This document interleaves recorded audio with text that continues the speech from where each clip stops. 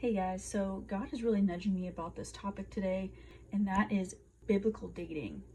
Dating is not in the Bible. There's no such thing as biblical dating. And I know like people talk about biblical dating all the time like it's a thing, and it's not. In the Bible, you're either single or you're married. I spent the majority of my life single and dating in the world. Dating is a worldly concept, right? You date around, you're having fun. People say, put yourself out there, get on the dating apps, all that nonsense. All that did for me before I was a Christian and actually after I was a Christian was hurt me. I got abused, I got rejected. There's so much trauma that came from dating since I was 14 years old, 14, 15 years old, right?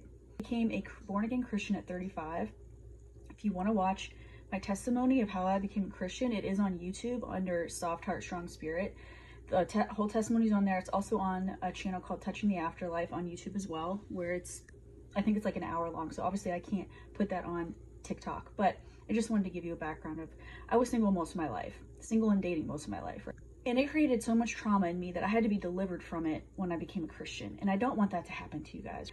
If you're a Christian, you have no business dating around. You have no business dating. In my opinion, I don't think you should be on the apps at all. So I want you to ask yourself, if you're on those apps, did God tell me to get on these apps?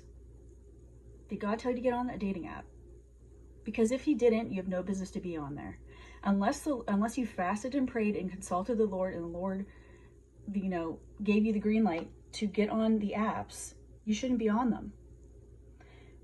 I'm seeing, and I have friends that are still single, but I'm seeing a lot of Christians that waste a lot of time in their singlehood. All they're doing is asking God for a spouse, trying to date. Is this my person? Is that my person? Is that the one God has for me? How about you just focus on the Lord?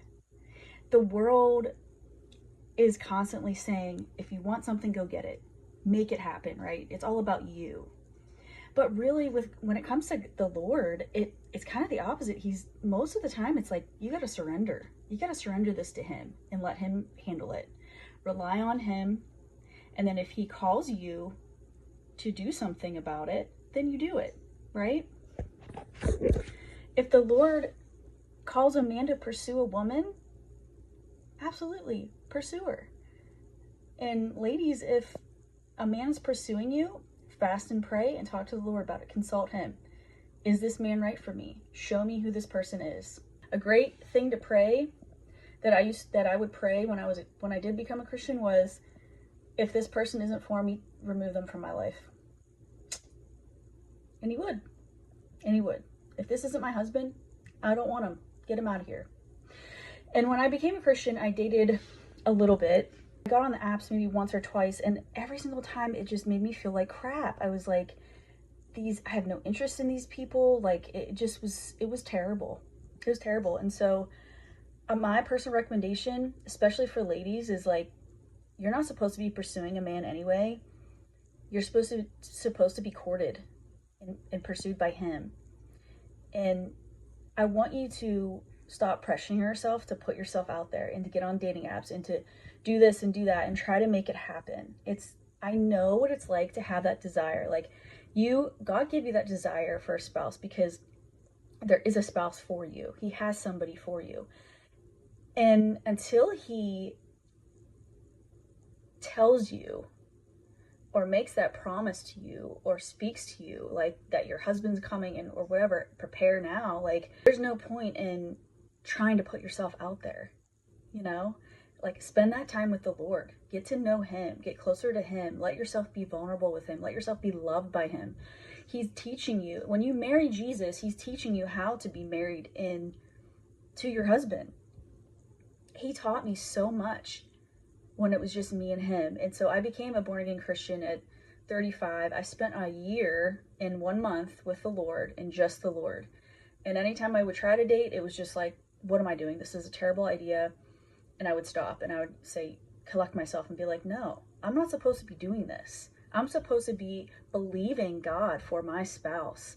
And once I finally fully surrendered it, I just said, you know what, God, if I'm single forever, I'll get through it because I have you. It's me and you.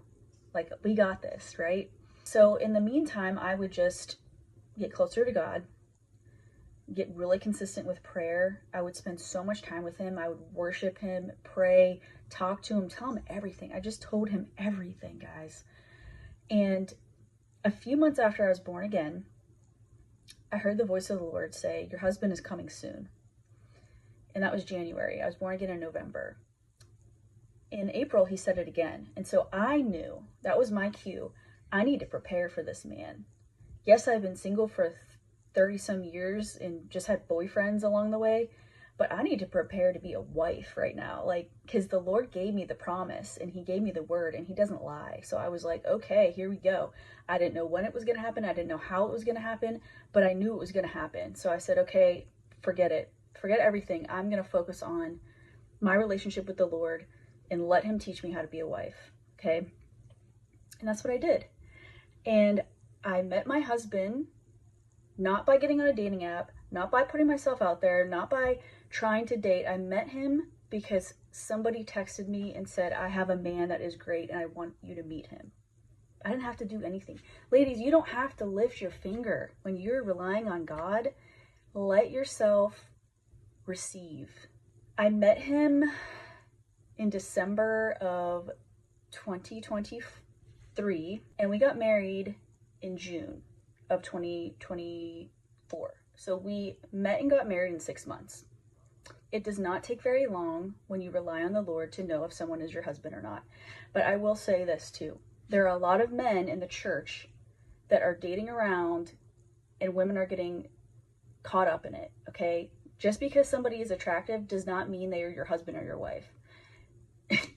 Like, your flesh is going to trick you. Your flesh is going to trick you. Just is what it is. So there are a lot of men in the church. A new pretty girl shows up in the church and they date her. And then it doesn't work out. And then the girl has to leave the church. And then it happens again and again and again. Watch out for those types of men. We as Christians should not be dating. Dating is not biblical. You're either single or you're married or you're courting for marriage. That is it, guys. Okay? I hope that helps somebody. Take care.